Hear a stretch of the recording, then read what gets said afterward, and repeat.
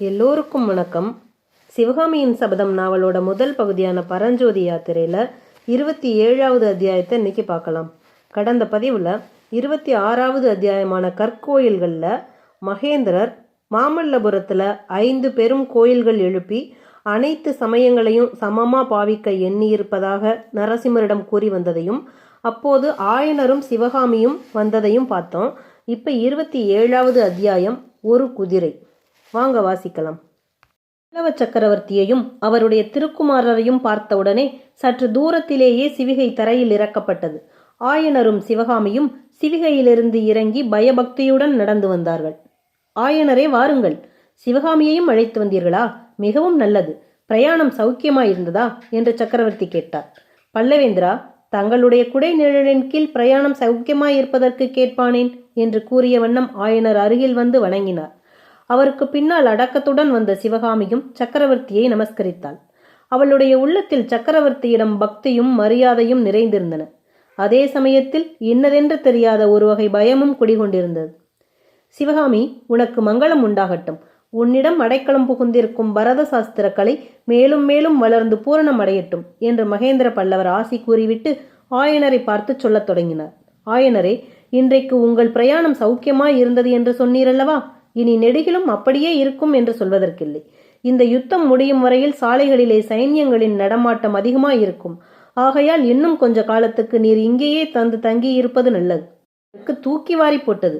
ஆரண்ய வீட்டில் அரைகுறையாக செய்யப்பட்டு கிடந்த நடன சிற்ப உருவங்கள் எல்லாம் அவருடைய கண்முன்னால் நின்றன. பல்லவேந்திரா என்று ஏதோ சொல்லத் தொடங்கினார். மகேந்திரர் தமது குரலை சிறிது கடுமைப்படுத்தி கொண்டு, மறுவார்த்தை வேண்டாம். நீரும் உம் புதல்வியும் நாளை முதல் இங்கே வந்துவிட வேண்டியது. இது நமது ஆக்ஞை என்றார்.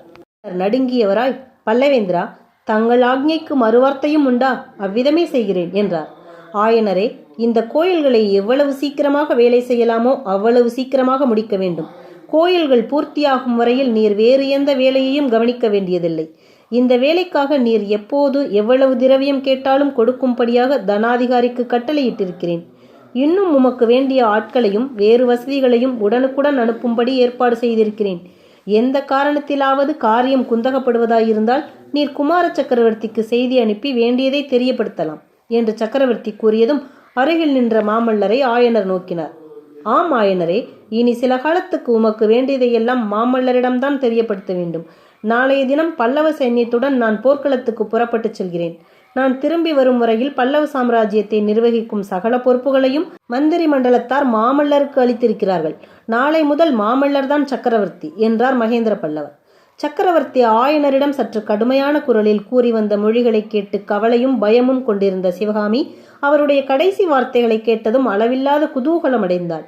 அவளுடைய மனதில் பலவித இன்பகரமான எண்ணங்கள் பொங்கி ததும்பின. அவற்றுள் முக்கியமானது மாமல்லர் இப்போது போர்க்களத்துக்கு போகவில்லை என்பதுதான். அதனோடு சக்கரவர்த்தியும் போய்விடுகிறார். மாமல்லர் சக்கரவர்த்திக்குரிய சர்வாதிகாரங்களுடன் இருக்கப் போகிறார். தானும் அடிக்கடி சந்திப்பதற்கு தடையொன்றும் இராது. தாமரை குளக்கரையில் மாமல்லரை சந்தித்து அளவலாவுவதை பற்றிய பகற்கனவுகள் சிவகாமியின் உள்ளத்தில் எழுந்தன. முகத்தில் அவளை அறியாமல் முறுவல் தோன்றியது. ஆசை ததும்பிய கண்களின் ஓரத்தினால் மாமல்லரை அவள் பார்த்தாள். ஆனால் ஐயோ, இதென்ன? அவருடைய கருணை ததும்பும் முகத்தில் இப்போது ஏன் இந்த கடுகடுப்பு? தன்னை ஏன் அவர் திரும்பி பார்க்கவில்லை? ஒருவேளை தான் அவ்விடம் வந்ததே அவருக்கு பிடிக்கவில்லையோ? பின்னரும் 2-3 தடவை சிவகாமி மாமல்லரின் முகத்தை ஆவலுடன் நோக்கினாள். அவர் அவள் பக்கம் பார்க்கவே இல்லை. நேற்று தாமரை குளத்தில் அகன்ற கண்களால் விழுங்கி விடுபவர் போல் தன்னை பார்த்தவர், பின்னர் வீட்டிலே சக்கரவர்த்தியும் மாயனரும் பேசிக்கொண்டிருந்த போது அடிக்கடி கண்களினாலே தன்னுடன் ரகசியம் பேசியவர் இப்போது தன்னை பார்க்கவும் விரும்பாதவர் போல் இருப்பதன் காரணம் என்ன? சிவகாமியின் கண்களில் கண்ணீர் ததும்பும் போல் இருந்தது. அவள் விரைவாக அங்கிருந்து அப்பால் சென்று ஒரு பாறையின் பின்னால் ஒதுங்கி நின்றாள். ஆனால் நரசிம்மருடைய மனநிலை உண்மையில் எவ்வாறு இருந்தது? ஆம், அவர் கோபம் கொண்டுதான் இருந்தார். ஆனால் யார் மீது என்பதை நாம் அறியோம். அது நரசிம்மருக்கே தெரிந்திராத போது நமக்கு எப்படி தெரிந்திருக்க முடியும்? மாமல்லருடைய உள்ளத்திலே சிவகாமியிடம் பிரேமை பொங்கிக் கொண்டிருந்தது. சிவகையில் அவளுடைய திவ்ய வதனத்தை பார்த்ததும் அவருக்கு எல்லையில்லாத குதூகலம் ஏற்பட்டது. உடனே ஓடி சென்று அவளை வரவேற்க வேண்டும் என்றும் கையை பிடித்து சிவிகையிலிருந்து இறக்கிவிட வேண்டும் என்றும் ஆவல் பொங்கிற்று. அதையெல்லாம் முடியாமல் போகவே அவரது ஆசை கோபமாக மாறியது. அந்த கோபமானது எல்லாவற்றையும் எல்லோரையும் தழுவி நின்றது. பெரிய சாம்ராஜ்யத்துக்கு உரிமையுடன் பிறந்த தமது பிறப்பின் மேலேயே கோபம் கொண்டார். எதற்காக சக்கரவர்த்தியின் அரண்மனையிலே பிறந்திருக்க வேண்டும்? ஏழை சிற்பியின் மகனாக ஏன் பிறந்திருக்கக்கூடாது என்று எண்ணினார். தாம் போர்க்களத்துக்கு போகப் போவதில்லை என்று தந்தை சொன்னதும் சிவகாமியின் முகத்தில் பூத்த புன்முறுவல் அவருடைய கோபத்துக்கு தூபம் போட்டது போல் ஆயிற்று. போர்க்களத்துக்கு போகாமல் அரண்மனையில் உட்கார்ந்திருப்பது அவமானம் என்பதை அவள் உணரவில்லை. போர்க்களத்துக்கு போகாவிட்டாலும் அவளை அடிக்கடி பார்க்கவாது முடியப் போகிறதா? அதுவும் இல்லை. காஞ்சி கோட்டையை விட்டு வெளிக்கிளம்பக்கூடாது என்று தந்தை வாக்குறுதி வாங்கி கொண்டிருக்கிறார். இதையெல்லாம் அறியாமல் சிவகாமி புன்னகை பூத்து மகிழ்கிறாள். இம்மாதிரி எண்ணங்களினால் நரசிம்மருடைய கோபம் மேலும் மேலும் வளர்ந்து கொண்டு வந்தது. மனோலோகத்தில் இந்த நாடகம் நடந்து கொண்டிருக்கையில் சக்கரவர்த்தியும் ஆயனரும் தொடர்ந்து பேசிக் கொண்டிருந்தார்கள். பேசும்போதே தம்முடைய முகத்தையும் மாமல்லருடைய முகத்தையும் ஆயனர் மாறி மாறி ஏறிட்டு பார்ப்பதை கவனித்த சக்கரவர்த்தி, ஆயனரே, ஏதாவது கோரிக்கை உண்டா? என்னிடமோ மாமல்லரிடமோ தெரியப்படுத்த வேண்டியது ஏதாவது இருக்கிறதா என்று வினவினார். ஆயனர் தயங்கி தடுமாறி, ஆம் பல்லவேந்திரா, எனக்கு ஒரு குதிரை வேண்டும் என்றார். என்ன கேட்டீர்? நல்ல குதிரை ஒன்று வேண்டும். குதிரையா? குதிரை வேண்டுமென்றா கேட்டீர்? ஆயனரே, அதை காட்டிலும் என்னுடைய உயிரை நீர் கேட்டிருக்கலாம். இந்த பல்லவ சாம்ராஜ்யத்தையே கேட்டிருக்கலாம். நன்றாய் குதிரை கேட்டீர் ஆயனரே. தென்னாடு என்றும் கண்டிராத மகா பெரிய யுத்தம் வந்திருக்கிறது என்று உமக்கு தெரியாதா? காஞ்சியிலிருந்து தினம்தோறும் எத்தனை தூதர்கள் நாலா பக்கங்களுக்கும் போக வேண்டியிருக்கும் என்று தெரியாதா? குதிரையை தவிர வேறு ஏதாவது கேளும் என்று சக்கரவர்த்தி சரமாரியாக பொழிந்து நிறுத்தினார். மகேந்திர பல்லவர் இவ்வளவு படபடப்புடன் பேசி கேட்டு ஆயனர் அறியாதவராதலால் மிரண்டு ஸ்தம்பித்து நின்றார். ஓஹோ, உமக்கு வேறு ஒன்றும் வேண்டாம், குதிரைதான் வேண்டும் போலிருக்கிறது. பல்லவ சாம்ராஜ்யத்தில் மகா சிற்பி ஒரு குதிரையை யாசித்தார், அதை மகேந்திர பல்லவன் கொடுக்கவில்லை என்ற பழிச்சொல் எனக்கு வேண்டாம். குதிரை தருகிறேன், ஆனால் எதற்காக என்று மட்டும் சொல்லும். நீரும் சிவகாமியும் பிரயாணம் செய்வதற்கு வேண்டிய சிவிகைகளும் சிவிகை தூக்கும் ஆட்களும் இருக்கிறார்கள் அல்லவா? பின் குதிரை எதற்கு என்று சக்கரவர்த்தி கேட்டு நிறுத்தினார். ஆயனர் சற்று தைரியமடைந்து, பல்லவேந்திரா, மிகவும் முக்கியமான ஒரு காரியத்தை முன்னிட்டுத்தான் கேட்டேன். அதனாலே யுத்த காரியங்கள் தடைப்படுவதாயிருந்தாள் என்று நிறுத்தினார். அந்த முக்கியமான காரியம் என்ன? எனக்கு தெரியலாமல்லவா? அல்லது ஏதேனும் ரகசியமா ஆயனரே? பிரபு, ரகசியம்தான். ஆனால் தாங்கள் அறியக்கூடாத ரகசியம் அல்ல. அஜந்தா வர்ண சித்திரங்களின் ரகசியத்தை அறிய வேண்டுமென்று எத்தனையோ தடவை நாம் பேசிக்கொண்டதில்லையா? ரகசியத்தை அறிந்தவர் ஒருவர் நாகார்ஜுன பர்வதத்தில் உள்ள புத்த சங்கிராமத்தில் தற்சமயம் இருக்கிறார். இதை முன்னமே ஏன் சொல்லவில்லை ஆயனரே? அவ்வளவு முக்கியமான காரியம் என்று தெரிந்திருந்தால் ஆட்சேபமே சொல்லியிருக்க மாட்டேனே. அஜந்தாவின் அற்புத சித்திரங்களை நேரில் போய் பார்த்து வர வேண்டும் என்ற ஆசையினால் வாதாபி புலிகேசியுடன் சிநேகம் செய்து கொள்ள வேண்டும் என்று கூட ஒரு காலத்தில் எண்ணியிருந்தேன். அதெல்லாம் பகற்கனவாய் போய்விட்டது. போகட்டும், குதிரை அவசியம் தருகிறேன். குதிரை மட்டும் போதுமா? இன்னும் ஏதாவது வேண்டுமா?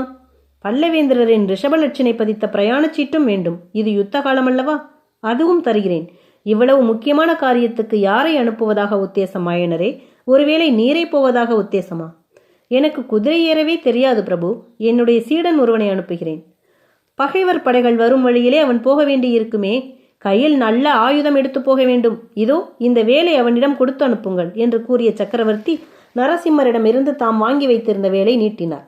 ஆயனர் சற்று தயங்கி நிற்கவே, ஏன் தயக்கம்? இந்த வேல் நீர் அனுப்பப் போகும் வாலிபனுடைய வேல்தான். மதயானையின் கோபத்திலிருந்து உம்மையும் சிவகாமியையும் பாதுகாத்த ஆயுதம்தான்.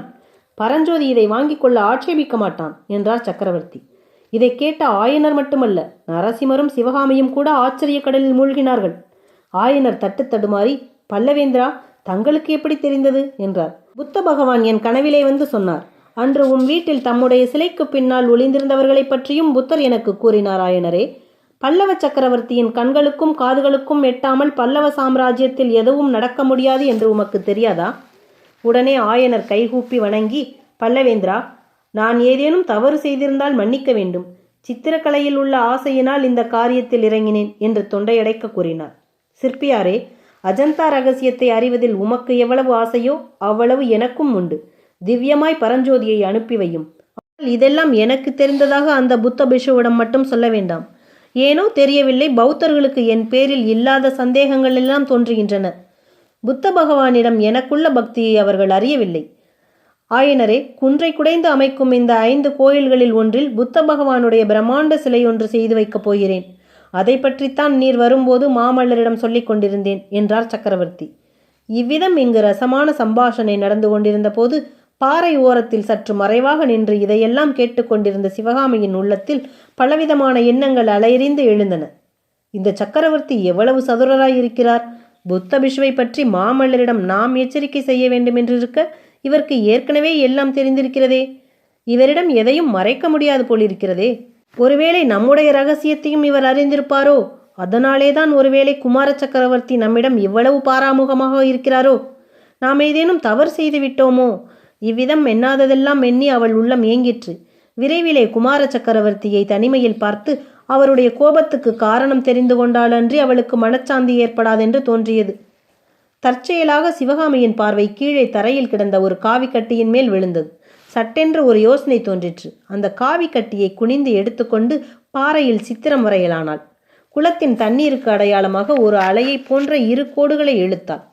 அதன் மேல் ஒரு தாமரை பூவை வரைந்தாள். பக்கத்தில் 2 தாமரை மொட்டுகளையும் போட்டாள். குளத்தின் கரையில் ஒரு மான்குட்டியின் சித்திரத்தை எழுதினாள். எழுதும்போது கடைக்கண்ணால் பார்த்து நரசிம்மவர்மர் தன்னை கவனிப்பதை தெரிந்து கொண்டாள். சித்திரம் எழுதி முடித்ததும் சிவகாமியின் மனதில் அமைதி ஏற்பட்டது. இந்த சித்திரத்தில் அடங்கிய செய்தியை நரசிம்மவர்மர் கட்டாயம் தெரிந்து கொள்வார். மற்றவர்களுக்கோ அதில் அர்த்தம் ஒன்றும் இராது. ஏதோ கிறுக்கி இருக்கிறது என்றுதான் எண்ணிக்கொள்வார்கள். குமார சக்கரவர்த்திக்கு தன்னிடம் அன்பு உண்டென்பது உண்மையானால் இந்த சித்திரத்தை பார்த்துவிட்டு அவர் அவசியம் தாமரை குளத்துக்கு வந்து சேருவார். அன்று மாலை சக்கரவர்த்தியும் குமாரரும் குதிரைகளின் மேல் ஏறி காஞ்சிக்கு ராஜபாட்டை வழியாக கிளம்பினார்கள். அந்த பாதை மத்தியானம் அவர்கள் வந்திருந்த 5 குன்றுகளின் ஓரமாகத்தான் சென்றது. அவ்விடத்திற்கு வந்ததும் நரசிம்மர் சற்று பின்தங்கினார். சிவகாமி சித்திரம் எழுதிய பாறைக்கு அருகில் வந்ததும் குதிரையை கீழே நிறுத்திவிட்டு இறங்கினார். அங்கே எழுதியிருந்த சித்திரத்தை பார்த்ததும் அவருடைய முகம் அந்த தாமரையைப் போலவே மலர்ச்சியடைந்தது. தரையில் கிடந்த அதே காவி கட்டியை எடுத்து அவரும் மானுக்கும் தாமரைக்கும் நடுவில் ஒரு வேலின் சித்திரத்தை எழுதினார்.